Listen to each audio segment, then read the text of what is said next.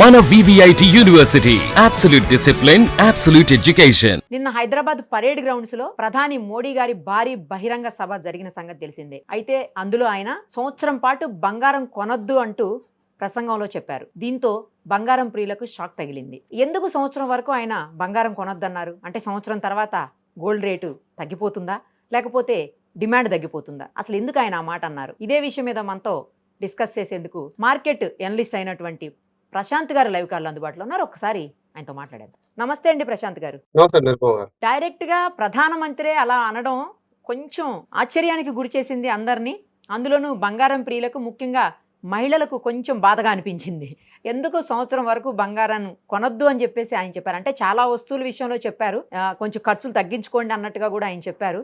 ఇదంతా దేన్ని సూచిస్తోంది? ఎందుకు బంగారం ఎందుకు వద్దన్నారు? మిగతా ఖర్చులు కూడా తగ్గించుకోమని ఎందుకు ఆయన సజెస్ట్ చేయాల్సినటువంటి పరిస్థితులు వచ్చాయి? రాబోయే రోజుల్లో మనం ఏమన్నా ఆర్థిక సంక్షోభంలో కూరుకుపోబోతున్నామా అనే ఒక చిన్న డౌటు అందరిలో రైజ్ అవుతా ఉంది ఈ సిచ్యుయేషన్లో. మీరేమంటారు? మార్కెట్ అనలిస్ట్గా మీరు ఎన్నో సంవత్సరాలుగా చూస్తున్నారు కదా, ఎందుకు ఆయన ఈ మాట అని ఉంటారు? ఖచ్చితంగా. అయితే ఇప్పుడు ప్రధానంగా మనం ఇది గోల్డ్‌కి సంబంధించిన అంశం కాదు. అది అర్థం చేసుకోవాల్సిన ప్రధాన అంశము. దీని కాంటెక్స్ట్ వేరే. దీనికి సంబంధించిన పూర్తి వివరాలు మనం డిస్కస్ చేద్దాం.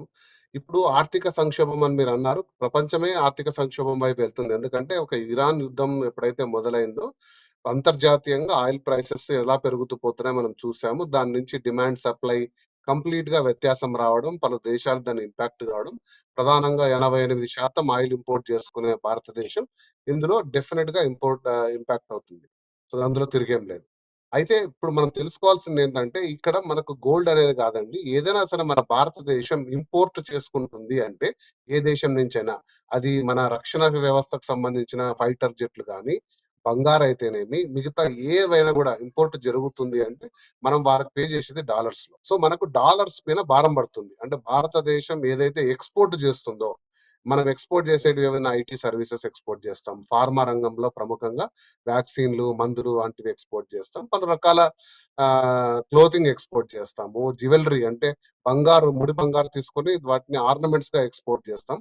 అట్లా ప్రధానంగా ఒక 5, 10 రంగాలు. తర్వాత ఫార్మర్స్ అయితే వ్యవసాయ ఉత్పత్తులైతేనేమి, ఇతరాతరలు మనం ఎక్స్‌పోర్ట్ చేస్తాం. కాకపోతే మనం ఇంపోర్ట్ చేసుకున్న వాల్యూ ఎక్స్‌పోర్ట్ చేస్తున్న వాల్యూ కంటే చాలా ఎక్కువ ఉన్నప్పుడు దాన్ని ట్రేడ్ డెఫిసిట్ అంటారు, లేదా ఫిస్కల్ డెఫిసిట్ అంటారు. కాబట్టి మనం వెచ్చించేదన్నీ డాలర్లు. సో, కాబట్టి ఒక్కసారిగా డాలర్‌కి డిమాండ్ పెరిగిపోయి రూపాయికి విలువ తగ్గుతూ వస్తుంది. మనం గ్రహిస్తూ చూసాం. దాదాపుగా రూ. 95 దాటిపోయింది. సో, ఈ బలహీనపడుతున్న రూపాయి, బలపడుతున్న డాలరు మన దేశీయ విదేశీ మారక ద్రవ్య నిల్వలంటారండి. అంటే మన దేశానికి విపత్కరమైన పరిస్థితుల్లో ఆదుకోవడానికి మన రిజర్వ్ బ్యాంక్ దాదాపుగా $700 బిలియన్. అంటే మన లెట్స్ సే ఒక 6 నెలల నుంచి 12 నెలలు మన ఖర్చు, మన భారతదేశ ఖర్చు అంతమైన మనం మన దగ్గర పొదుపు చేసుకొని పెట్టుకుంటాం. అవన్నీ కూడా డాలర్ల రూపంలో, బంగారు రూపంలో, స్విస్ ఫ్రాంక్స్, జపాన్ యెన్ ఇట్లా వివిధ దేశ కరెన్సీల్లో పెట్టుకొని ఉంటాం.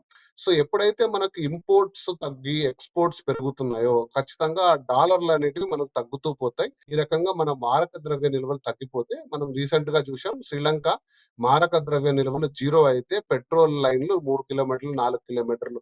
ఎందుకంటే దేశం పెట్రోల్ ఇంపోర్ట్ చేసుకునే పరిస్థితులు లేదు.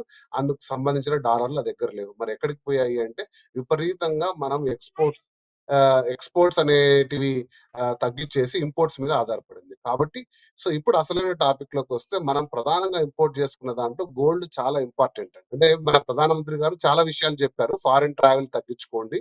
మీరు వర్క్ ఫ్రమ్ హోమ్ చేసుకోండి. కోవిడ్ లాంటి పరిస్థితుల్లో ఎలాగైతే మీరు ఇంట్లో ఉండి చేసుకొని పెట్రోల్, డీజిల్ పై భారం తగ్గించారో. ఎందుకంటే భారతదేశం ప్రధానంగా ఇంపోర్ట్ చేసుకునేది పెట్రోల్, డీజిల్ ఇవంతా కూడా డాలర్స్. తర్వాత మన రక్షణకు సంబంధించిన వ్యవస్థకు సంబంధించిన పరికరాలు అవి కూడా డాలర్స్‌లో పే చేయాలి. వీటికి అనుగుణంగా ఇప్పుడు గోల్డ్ కూడా ఉంటుంది. గోల్డ్ ఎలా ఉందంటే, దాదాపు లాస్ట్ ఇయర్ మాత్రమే $70 బిలియన్ గోల్డ్ మనం ఇంపోర్ట్ చేసుకున్నాం. ఇవన్నీ కూడా డాలర్స్‌లో పే చేయాలి. సో, ఇవన్నీ కూడా ఆర్థిక భారం పడుతుంది. ఆఫ్‌కోర్స్ కట్టింది మనమే అయినా కూడా మీరు నేను రూపాయల్లో ఇవ్వగలం. కానీ తిరిగి అది దేశం వచ్చేసి ఆ దేశంతోటి ఇంపోర్ట్, ఎక్స్‌పోర్ట్ మనకు డాలర్స్‌లో జరుగుతుంది. కాబట్టి వీటన్నిటిని అనుగుణంగా ప్రధానమంత్రి గారు ఈ వ్యాఖ్యలు చేశారు. అది ఎంతవరకు ఏంటి అనేది మనం మనం పర్సనల్‌గా నాకొక అభిప్రాయం ఉండొచ్చు, మీకొక అభిప్రాయం ఉండొచ్చు. కానీ దేశం మొత్తం కూడా కొంచెం పొదుపు పాటించండి. మన రూపాయిని బలపడే ప్రయోగం చేయమని చెప్పి చెప్తున్నారు. అదే అందులో జరిగింది. సో దీని మీద ఎలా ఇంపాక్ట్ ఉంటుంది గోల్డ్ అనేది అంటే మనము ఇంపోర్ట్ చేసుకోవడం తగ్గినంత మాత్రాన అంతర్జాతీయంగా గోల్డ్ వాల్యూ ఏం తరగదు. సో ఎందుకంటే ఇప్పుడు మనము లాస్ట్ కొన్ని ఇయర్స్ వరకు అండి నిరుపమ గారు గోల్డ్ అనేది ఒక సేఫ్టీ కోసం పెట్టుకున్నాం. బట్ లాస్ట్ 1 ఇయర్ నుంచి కూడా గోల్డ్ ఇన్వెస్ట్మెంట్ మీద కొంటున్నారు కాబట్టి ఆ మోజు ఎట్లా తగ్గుతుంది? ఇప్పుడు మీకు నాకు ఒక 100 రూపాయలు ఉంటే గోల్డ్ పెట్టుకుంటే 150 రూపాయలు అవుతుంది 6 నెలల్లో అంటే ఖచ్చితంగా గోల్డే కొంటాం మనం. అది ఎవరు అప్పీల్ చేసినా కూడా. ఎందుకంటే అది నా యొక్క పర్సనల్ ఇంట్రెస్ట్. కాకపోతే ఇప్పుడు ప్రధానమంత్రి గారు అప్పీల్ చేస్తుంది ఏంటంటే మీ పర్సనల్ ఇంట్రెస్ట్ ని కొద్దిగా రోజులు ఆపండి, దేశీయ ఇంట్రెస్ట్లు పెట్టుకోండి. ఎందుకంటే మీరు చూసారు నిన్ననే ఇరాన్ ప్రతిపాదన ఏదైతే చేసిందో అమెరికాకి, మా న్యూక్లియర్ సంబంధించిన శుద్ధి అంతా కూడా వేరే దేశానికి షిఫ్ట్ చేసుకుంటాం, అలౌ చేయండి అంటే అమెరికా తోసిపుచ్చింది. సో కాబట్టి చర్చలు విఫలమయ్యే దిశగా వెళ్తున్నాయి. క్రూడ్ ఆయిల్ $110 దాటింది. మనకు రాబో రోజుల్లో ఇంకా విపత్కర పరిస్థితులు వస్తాయని ఒక పెద్ద హెచ్చరిక జారీ చేశారు నరేంద్ర మోడీ గారు. సో ఇది ఇందులో నిగూఢ అర్థం. సో గోల్డ్ రేట్లు పెరగచ్చు, పెరగకపోవచ్చు అనేది అంతర్జాతీయ సమస్య. కాకపోతే భారతదేశ రూపీ వీక్ అవుతూ ఉంది. మన ఎక్స్‌పోర్ట్‌లు తగ్గిపోయి, ఇంపోర్ట్‌లు పెరిగిపోతే మన మాంద్యం పెరిగిపోయి ₹1 కొనే వస్తువు ₹10 అవుతుంది. కానీ ఆ వస్తువు వాల్యూ మారదు. సో ఇన్‌ఫ్లేషన్ పెరిగిపోవడం వల్ల ఒక ఆర్థిక ఎమర్జెన్సీ, ఫైనాన్షియల్ ఎమర్జెన్సీ వచ్చే కారణాలు ఉన్నాయని ఒక ఒక దూరదృష్టితో చేసిన వ్యాఖ్యలండి. వీటిని అందులోనే మనం చూడాల్సిన అవసరం ఉంది. సో వీలైనంత వరకు దానికి సహకారం చేయడం కూడా మంచిది. కాకపోతే నాకు తెలిసి దేశంగా అంటే మన భారతదేశ ప్రభుత్వం కూడా కొన్ని నిర్ణయాలు తీసుకొని దీన్ని అరికట్టే క్రమంలో కూడా ఉందని నేను అనుకుంటున్నాను. సో కొద్ది రోజులైతే ప్రధానమంత్రి గారు చెప్పినట్లు ఖర్చులు తగ్గించుకొని ముఖ్యంగా గోల్డ్ వాటి అలాంటి వాటి జోలికి పోకుండా ఉంటే బెటర్ ఏమో. అంటే మనతో పాటు గోల్డ్ దేశానికి అనేది కూడా. మనకు ఇండియాలో రీసైకిల్డ్ గోల్డ్ చాలా ఉందండి. రీసైకిల్డ్ గోల్డ్ వాడుకుంటే సరిపోతుంది. ప్రతిదానికి మనం బూలియన్ ప్రపంచ దేశం నుంచి అంటే బిస్కెట్లు మీన్స్ ఇంపోర్ట్ చేసుకోవాల్సిన అవసరం లేదు.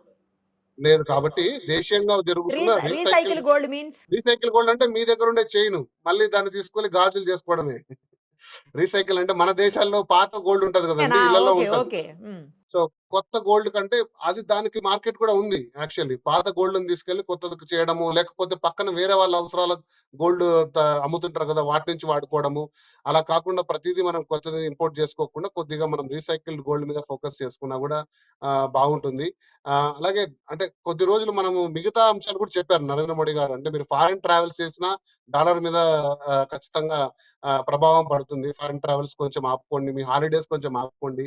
ఇలా కొన్ని చెప్పారు. అందులో ఒక గోల్డ్ అనేది ప్రధానంగా. ఎందుకంటే దాని వాల్యూ దాదాపుగా 70 బిలియన్. అంటే మన 10-15% మన దేశీయ నిల్వల్లో మారక ద్రవ్య నిల్వల్లో 10-15% హైయెస్ట్ మనము గోల్డ్ మీద పెడుతున్నాం. ఇప్పుడు రక్షణ వ్యవస్థకు సంబంధించిన అంటే కూడా మనం ఆపలేం. దాన్ని ఏం చేయలేం. అది ఖచ్చితంగా మన దేశంగా అవసరాల కోసం తీసుకోవాల్సినవి. సో అనవసరమైన ఖర్చులు ఏమంటే కొంచెం ఆపండి అని చెప్పారు. బట్ ఈ ప్రభావం అనేది గోల్డ్ ప్రైస్ మీద అయితే పడుతుందని అనుకోవట్లేదు. కాకపోతే అది ఒక దేశానికి సంబంధించిన నేషనల్ ఇంట్రెస్ట్ అప్పీల్ కాబట్టి ప్రతి ఒక్కరు కూడా దాన్ని గ్రహించుకొని ఎందుకు చెప్పారు ఏంటని గ్రహించుకోవడం అనేది అయితే వెరీ ఇంపార్టెంట్. రైట్ అండి. Let us see. Thank you so much. Thank you. Thank you.